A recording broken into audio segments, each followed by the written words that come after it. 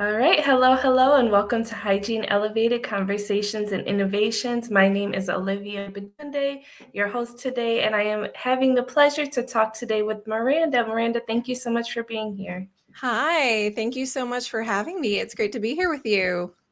Yeah, we got to connect at RDH Under One Roof this summer through mutual friends. And I'm excited to have our own time and just kind of get to know you a little bit more on our own terms and learn more. So, always on this podcast, we love to ask how you originally got into dental hygiene. I actually lived in Las Vegas about 15 years ago during the recession. I moved there for a boy. Would not recommend. Um, and it was difficult to find a job, so I took the first job that accepted me, and that was for a DSO, a 10 office DSO in Las Vegas, and I was auditing patient accounts. I was auditing payroll. I lived in the ledger in Dentrix, essentially. And that's how I got my start. But our office was in the back of one of the offices. So I kind of got to see the clinical side.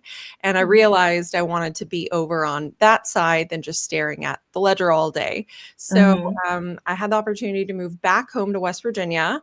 And that's where I got my second degree. My first degree is in English. And Okay. then yeah.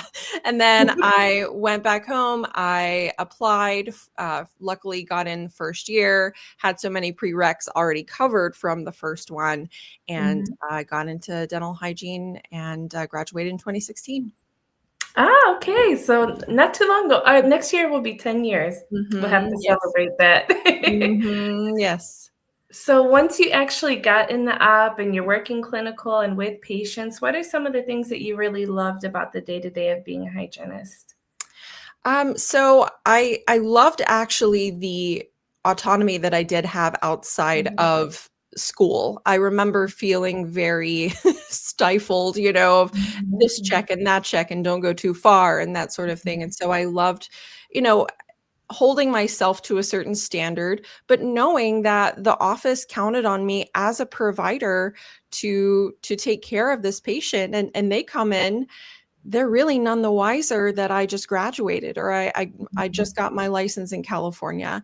And the trust that they have in you and connecting with them on that, I really loved that. Having that responsibility and seeing how I could help someone within an hour's time. That tangible, maybe they come in, they're a little bit afraid, maybe they have a lot of plaque or something, and you can see how you've helped them, and hopefully have them leaving with at least a smile on their face at the Yeah. end of the hour. Yeah, it is really such a good feeling. Just the two of you in there making a difference. And at the end of that hour, you're like, look at what I accomplished.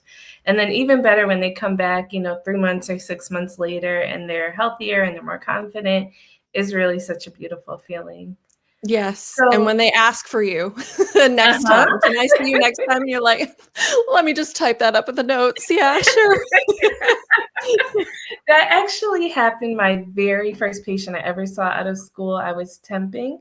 And, of course, you're like absolutely nervous. And that Oh, first yeah. patient was like, I love you so much. Can I see you every time? And that was the exact boost I needed. From then, I was like, oh, I got this. I'm good. That's incredible. My very first patient, I remember I was sweating bullets down my Mhm, coat, and I got mhm, to see him 6 months later, and I said, mhm, "I'm just gonna tell you this, you may not remember, but you were my very first patient after I got licensed, and I was mhm. so nervous." And he said, "Well, you didn't seem that way." And I was like, "Okay, good." Good, crisis averted. Yeah. But for sure, I think, those probably feelings started coming for me later, actually.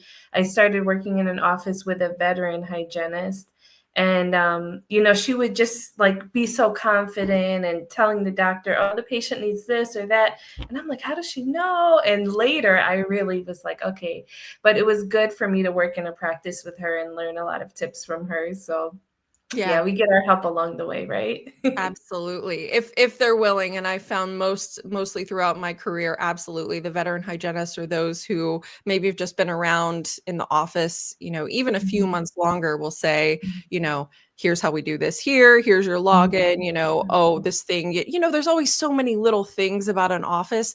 Just mhm, that willingness to help someone when they're new, mhm, it goes mhm. such a long way. Absolutely. And there's so many little details to every office because everyone operates a little bit differently. So, yeah, definitely for those of us who have been in it a while now, it's good for us to be welcoming and helpful for sure. Mhm. Mhm. So, now how long did you stay working clinically and how did you transition away from the op? So I was working clinically for let's see, 5 years. Okay. I had a mixture of different things. I worked for a small DSO here in the Bay Area in Monterey. That's where I first worked. My partner, he works for Caltrans, the Department of Transportation. He got a stint in Los Angeles, so we were in Pasadena. I did temping down there. It's where I realized temping is not for me because of said little things every single day. Mhm, It just, yeah, it was mhm, just too anxiety provoking for me to do mhm, temping. Then came back up here. And what I really consider my longest term position was in Menlo Park up here in Silicon Valley. And I mhm, worked for a single private practice. Um, During that time, I tore a ligament in my wrist. So I mhm, tore this right here, mhm. and that is Oh. called your TFCC. The T Mhm, stands for triangular. I don't remember, triangular fibro, something like that. But mhm, there's a little triangle of cartilage right there. mhm, And they said that it was a combination of repetitive motion injury. Wonder how I mm, got that. mhm, And I was getting something heavy. I was picking up something heavy and I felt something snap right here. mhm, mhm, And then the pain came later. And then there was numbness. And then I was mhm, dropping things. And I had to be in a brace and do physical therapy for 3 months. And I was mhm. freaking out. Yeah. Thought I've only been in this position for 5 years. I haven't paid off all my student loans. What Mhm, does the future look like for me? But mhm, in that time, I had a recruiter reach out to me about a position, a sales position.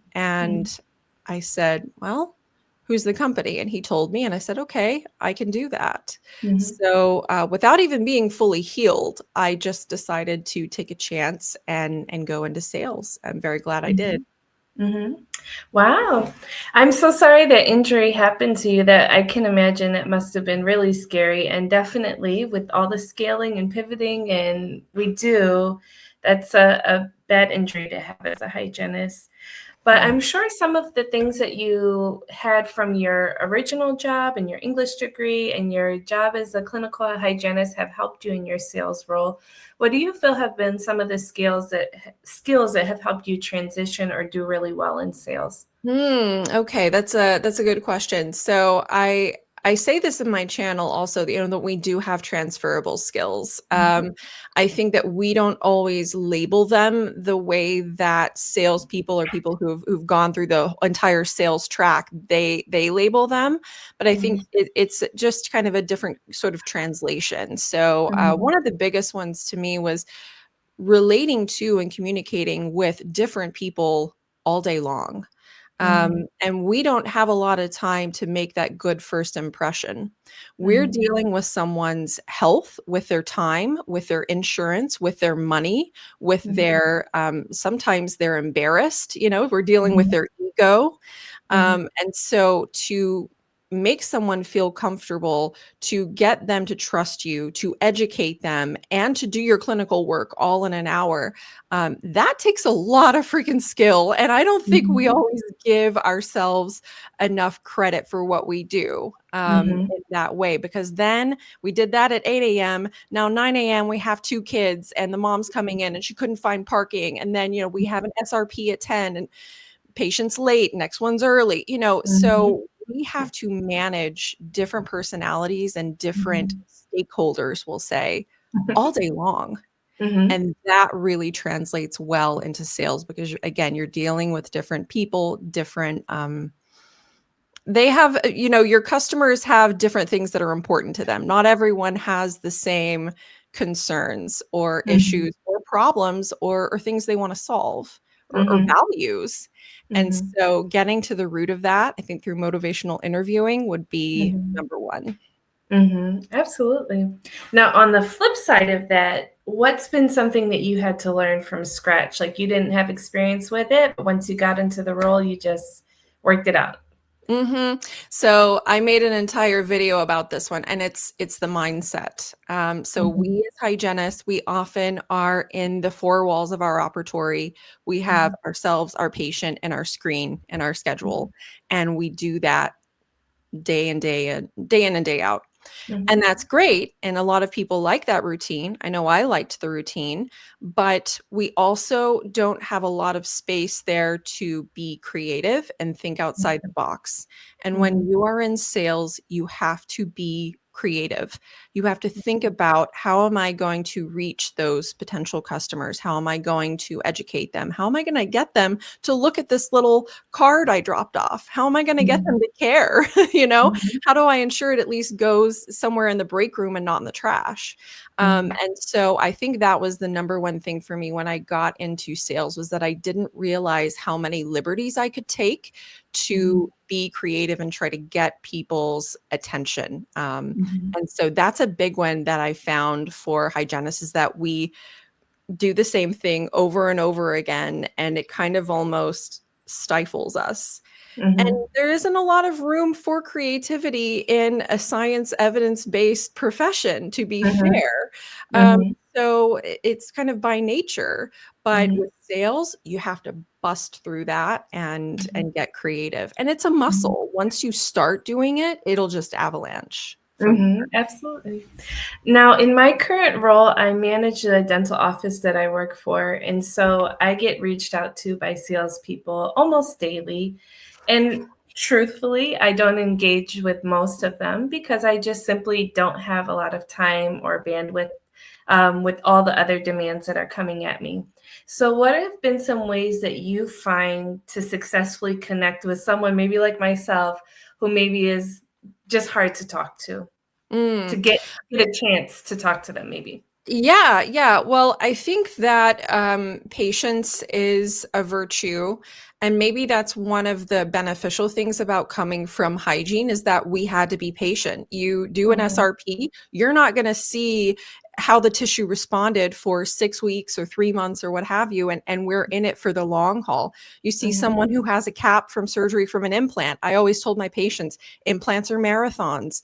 We have that built-in patience. So I think it's just being top of mind. I can mhm, introduce myself to you and say, "Hey, Olivia, just so you know, I work with XYZ company and we do this. If you need this, or if you're interested in learning more, here's my number." Do I think that you are going to immediately schedule something with me? No, you're busy. You are booked mhm, and busy. You have things going on. But if I stay top of mind, maybe 3 months later, hey, just, mhm, happy holidays. How are things going? It's just that repetition and becoming top of mind, so that when mhm, someone needs you, mhm, you are the first person that they think of. And I think that was a mhm, huge part of my success, is that I was there for other people in other ways before they were ready to buy. I was mhm, giving them product numbers. I was giving them technical support. I was just letting them know I was there. So when it was time to buy, they had me on speed dial. mhm. So that would be my number one thing, is that it's you have to be in it for the long game. You can't just come up to someone and say, "Hey, buy my stuff." Yeah, that makes perfect sense. That makes perfect sense. My Henry Schein rep is my bestie, so I talk to him all the time. Mhm. So it's definitely good to have those relationships where you're helpful and you know who to turn to when the time comes. So that sounds like really good advice. Now, if a hygienist is thinking of transitioning into a sales role or a territory manager, I think is what they're oftentimes called, right? Can you Oftentimes. walk, can you walk us through like what a typical day in the life looks like? For territory managers, it would be typically more what a day in the week looks like, I think, or what a week in the Mhm. life looks like. So Uh-huh. there's no typical one day, but I think it's more so how you plan your week. If you're a Mhm. territory manager, more than likely you're going to have an area that you can drive. Mhm. Some territories are much larger. Mine was where I had to fly. But let's say that you have a territory within a 2 hour driving distance. You're going to look at that territory and you're going to figure out, where are my hot spots? Where am I going to go? Where are my hot leads, my density, my medical dental buildings where I can Mhm. hit all of these people at one time? And just kind of, there's a great reason that's kind of built in to do cold calls, as if you're new, introduce Mhm. yourself. Mhm. That's new word on the street. I'm here for you. So what you're going to do is you're going to build that in, and then when you get demos or product requests, lunch and learns, whatever you call it, those are going to usually be your lunch hour. Every Mhm. single day that you're out, they're going to want lunch. Noon Thursday was, oh my God. They would say, "Do you have noon Thursday?" I'd be like, "Yeah, in 6 weeks. Everybody wants noon on Thursday." Mhm. And then so what you kinda do is you mix your leads, your demo requests, your lunch and learns with cold calling as well. So when you're out there, you're not just gonna go do your one demo and leave. You're gonna say, "Well, who else is around here?" And Mhm. then you're gonna have your outreach there. And I would like to plan it as, during your day, you start in the farthest area from home and you work your way back home. Mhm. Usually, territory managers do have one day a week, or at least a half a day a week, where they do just admin. A lot of Mhm. times, this is on Fridays. So you Mhm. update your software, you send everything you said you were going to send, you plan yourself for the week ahead. So usually, the admin is at the end of the week, so you can kind Mhm. of recap, cross all your T's, dot all your I's, and prepare yourself for the next week. So that's kind of how it's laid out. Okay, that sounds fun. Yeah. And are there roles that don't require that kind of travel? Yes, so that would be more inside sales. So Mhm. inside sales roles, you'll usually see they don't have the postings won't have a city next to them, or it'll have Mhm. the company's headquarters city, and it'll say remote Mhm. in parentheses. And those are really, really popular. Remote Mhm. jobs are real popular, Mhm. but they are out there. So inside sales, you're going to be doing maybe outreach or taking leads and calls in, from people who are interested, but you're doing it all from a home base office. Mhm. And so they are out there. There are more so, I think, jobs like that in tech, I would say, Mhm. where a customer doesn't need to see or feel or experience the product in person. It's Mhm. more difficult to sell something that needs to be felt or seen to be believed. So Mhm. a lot of times it's more with software or kind of soft products like that. But they're Yeah, out. that makes perfect sense because I have done some Zoom calls with different reps. Like, for example, we use Blue Note messaging system in my office, and it was a hygienist who was walking me through it. Or also we use Diagnocat, like the AI Mhm. for X-rays. That was like an online walkthrough. So yeah, I can see why people would want those at-home jobs. Very nice and cushy. Yes, yes, and so, if you want those, it's really great to, have your finger on the pulse and look at different, postings Mhm. and set up alerts so that Mhm. you get it to your inbox, but, yeah, Mhm. it's a competitive market right now, I will say. Yeah. Now, how about like attending and participating in trade shows? Is there like an average for how often each person is expected to travel for and be present at those? I would say that it really depends on, number 1, where you live, and number 2, how many reps are in your area or in your country. So, Mhm. like for the US, for example, if you have 30 reps covering the entire country, I may not be needed for Greater New York or Mhm. for Yankee or even Mhm. Chicago Midwinter. I would be needed for CDA, Bay Area, maybe Pacific Northwest. It really just depends on those two factors. How much support do you currently have, and where are Mhm. you located? If you're Mhm. in the middle of Oklahoma and that's what you take care of most of the time, maybe you'd be pulled to Texas. Mhm. But usually it's going to be you take care of any large or small events, trade shows, meetings, study clubs in your direct vicinity. And Mhm. sometimes you're pulled to go help support in other large shows. Mhm. Okay. And what would you describe the experience of working with recruiters like? Oh, it's a roller coaster. You have good and bad apples everywhere you go. Mhm. And I think the important thing for hygienists coming into the sales job search to understand is that recruiters for sales jobs are often quite different than recruiters for hygiene jobs. When you look at recruiters for hygiene, like DSOs and things like that, it's a hygienist market right now. There are a lot of open positions, and they want you. When it comes to recruiters for sales jobs right now, it's an employer's market. So the employer is not the employer is hiring the recruiter to work for them. The recruiter is not your job placement specialist. They're not going to look at your resume and tell you how to tailor it. They're not going to give you interviewing tips. If they do, that's amazing. But their job is to find you, and you are the product. And they're going to put you in front of their client, which is the employer. So I think that's an interesting dynamic to remember, because I often see it posted on LinkedIn like, this recruiter didn't help me find a job. The recruiter's job is not to help you find a job, it's to help fill a position for their client. Mhm. So just keep that in mind. Mhm. Absolutely play the game, but know you're in one. Mhm. And if you are no longer a viable candidate, don't be surprised if you get ghosted. Mhm. Yeah.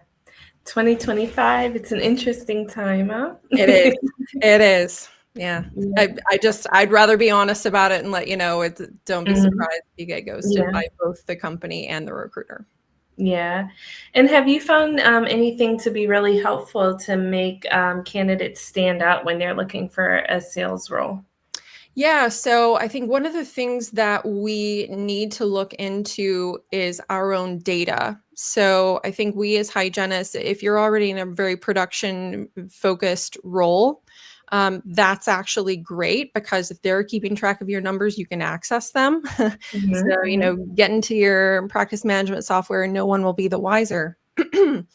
You need to let your numbers speak for themselves. Mhm. That's what sales leaders and hiring managers want to see. Mhm. They want to see what you accomplished, not your job description, not your to-do list, not that you know, helped with XYZ. They want to see the Mhm. numbers and what that led to. So Mhm. I think it's really important for hygienists to understand you need to put those numbers at the top of every Mhm. single job that you had. And Mhm. if you don't have those, okay, if you already left that job, all right, but at least the one that you're in now, go into your practice management software and look at who you're taking care of, your production, Mhm. same day treatment, adjunctive therapies, your perio percentage, same day, or no, like your new patients, or who's scheduling with you for the next time. So you want to make sure that you have all of those numbers that you can out Mhm. there for them to see, because that's Mhm. really what they're looking at as a hiring manager. They want to see numbers. Yeah, it makes perfect sense. You would understand. They want to make sure that you're effective. So Yeah. the other thing I've noticed with dental sales reps is they always look super polished and super well dressed. So how important do you feel like appearance really is in this industry, in this role? Uh, Unfortunately, I think it's more important than people admit. Mhm. And I think so much of this is unfortunately subconscious.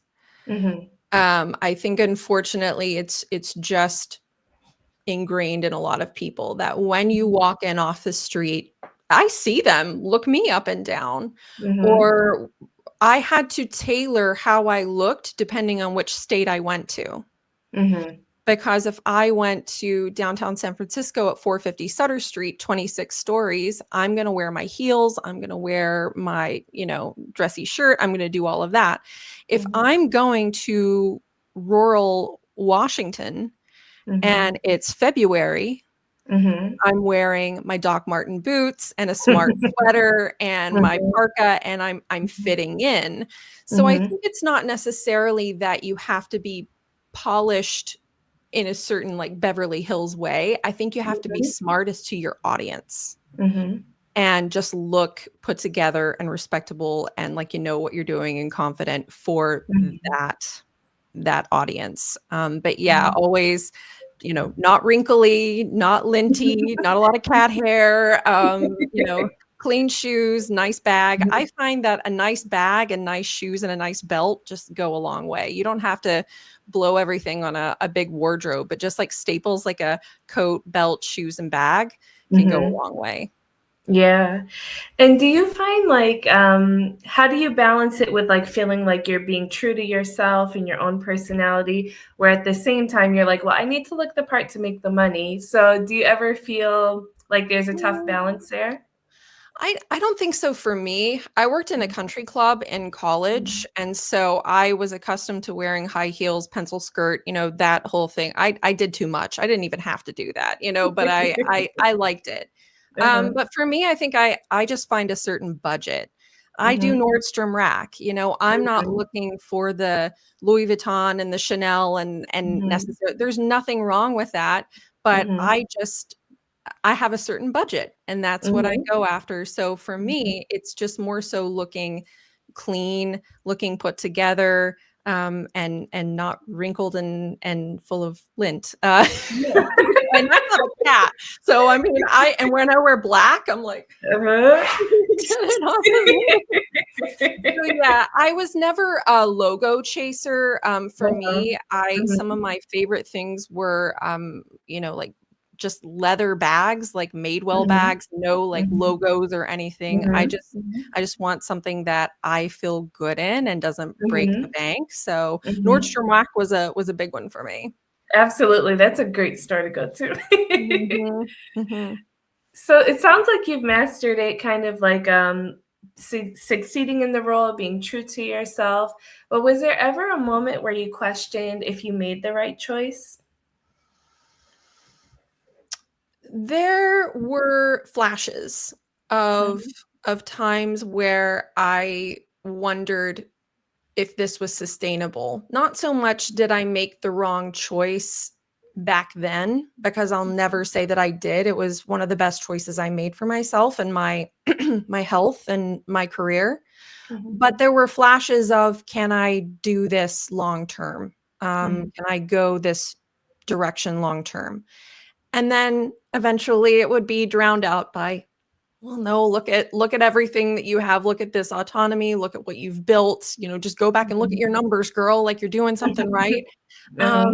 And this is sustainable. And at a certain point, if something isn't sustainable any longer, and you've put in a few years, you do have options, and you can leave. And that's another great thing about keeping track of your own numbers as you're going through your first sales job, because again, that's the next thing that's going to go at the top of your resume, your Mhm. numbers, and you're going to have a Mhm. lot more of them to show in a sales position. So you don't have to stay stuck. We Mhm. don't see lifers anymore. I mean, that just Mhm. doesn't happen. And in the time that I've been on LinkedIn now, which is about 4 years, the way that I've seen people jump, I mean, 7 months here, a year and 8 months there, and people Mhm. don't bat an eye at it because it's not about loyalty anymore. It's Mhm. just about what can you bring to the next company. Um, Mhm. I have a certain degree of loyalty to my Mhm. companies, and I've felt that, but you Mhm. don't have to be a lifer. That's not Mhm. something you have to be anymore. Our parents Mhm. were like that, and our grandparents were like that, but that's not what we have to be anymore. And if you feel something isn't right anymore or it's not sustainable for you, you can Mhm. look for something else. Yeah, that's great advice, really. And it can also financially benefit you as well to look for different roles, periodically. So that's it's really good advice. Now, you found, or do you have any tips for people who are navigating corporate culture? Because it's definitely different than, maybe a small private practice vibe. Anything that you find very important when interacting with corporate or other coworkers? Yes, number 1, and I learned this years ago, HR is not your friend. Mhm. Um, I think that sometimes people get into this idea of if I see one little thing that seems off or a little personal, spat, Mhm. I'm gonna take it to HR. Mhm. That won't work. Now, we're not talking about, like, harassment or any of the big Mhm. things, like, we're not talking about that, but Mhm. in general, little personality disagreements and little things like that, you don't wanna be the person who's always going to HR for that. Mhm. Another thing that I would say is just be careful about what you share.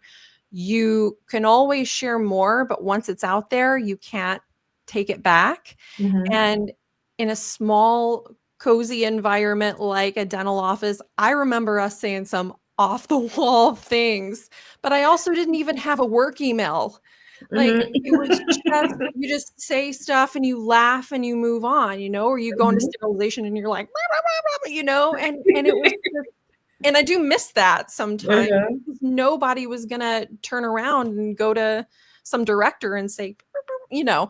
So Mhm. it can get like that. I say it Mhm. definitely depends on the culture. It Mhm. depends on the people because all it takes is one bad apple, you know? Mhm. So it really depends on that. So I would just say remember to not filter yourself, but just remember once it's out there, it's out there. Mhm. Mhm. And then the last thing I would say is be careful about alcohol. Mhm. Um, I have seen more than one person fired from their position because of actions related to alcohol consumption at work Mhm. events. It's Mhm. always after hours, it's always Mhm. open bar, and Mhm. it leads into that. So I would say just those Mhm. are my biggies for that. Yeah, that's really, really solid advice. So, speaking of good advice, how have your friends in the dental community, fellow hygienists, kind of supported you through these different career shifts in your life? And what would you tell people about building their own community of friends?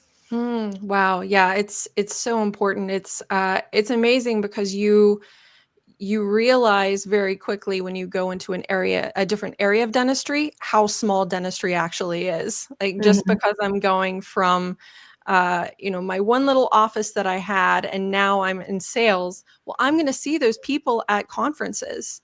Mhm. And so they continue to inspire me. Mhm. One of my greatest cheerleaders is actually a veterinary dentist in the state of California. And so Mhm. we get to talk about dental devices, and she gets to learn about what I'm selling and everything because she Mhm. does the same thing on dogs Mhm. and cats. Um, and you just kind of you build this network over the years and you realize that there's more that we have in common than we don't. Mhm. And so there's always a reason to still, have that connection with someone or reach out to them if you need something or let them know you're there for them. Mhm. So yeah, I would say it's almost similar to when you're introducing yourself to potential new customers or new leads. You're in Mhm. it for the long game. Mhm. You're not in it and you don't network immediately to say, "Hi, what can you do for me?" It Right. that's not what you do. You're Mhm. interested in the person, maybe how you can help each other, but at the end of the day, we're all there for the same reason, and I think so Mhm. keeping that in mind, and just letting that naturally flourish, I think is such a Mhm. beautiful thing. Mhm. Yeah, that's really, really good advice. Now, also, you've got a really fun presence on your Instagram and your YouTube, Miranda.rdh. So tell us about what motivated you to start that, and has it affected your career or opened any new doors for you? What do you like about what you're doing over there?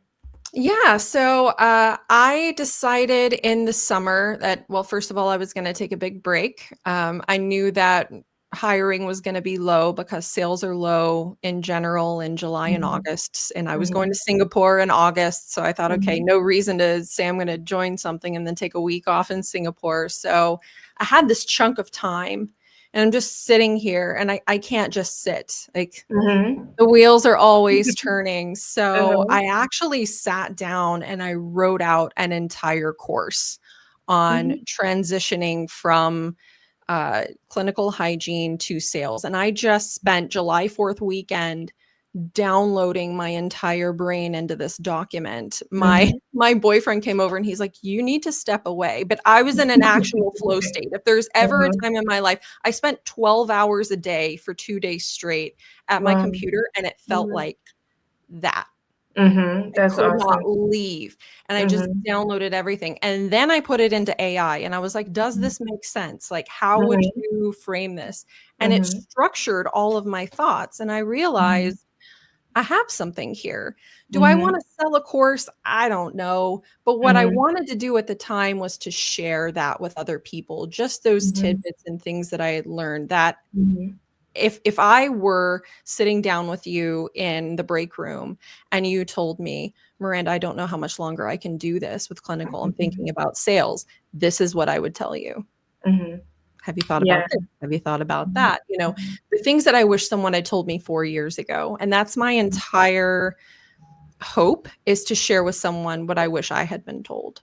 Mhm. Um, and the way that I do it is so much fun to me because I Mhm. used to edit videos back in the day, so I've gotten into video editing, and I Mhm. kind of I mean, I'm millennial, I know it, but I like Mhm. to frame things so that I'm Mhm. I'm big on analogies, and I want people to see and hear Mhm. and feel what Mhm. I'm talking about when I say you're a tiger crouching in the bushes. I want the bushes to be behind me, I want you to hear the jungle. Just because that's fun to me. I don't wanna just say Mhm. tiger crouching, I want you to feel it. When I say Mhm. you have to break through the walls of your operatory, I shatter the screen. I Mhm. just to me, it's fun because it helps get my point across. Mhm. It's been so much fun. I've really, really Mhm. enjoyed it. And yeah, it's opened up some doors for me. Things I can't talk about yet, but, Mhm. it definitely has, and it's gotten me into my community again, to the hygiene Mhm. community, because 'cause I've Mhm. been so in sales. It's gotten me Mhm. back into working with clinicians again, which has been really, really Mhm. fun. Very exciting. Well, I'm Mhm. sure it's really inspiring for a lot of hygienists, and it will be super helpful as a guide to help them along the way. So I look forward to seeing more of your content. And of course, whenever you're teaching it, you let me know, and I'm going to be there. Oh, thank you so much. Yeah, I'm taking a little break right now, Mhm. as I'm going into my new position. I am deep into training with my new role, which I'm super Mhm. excited about. But, Mhm. yeah, can't keep me away from my YouTube channel for long.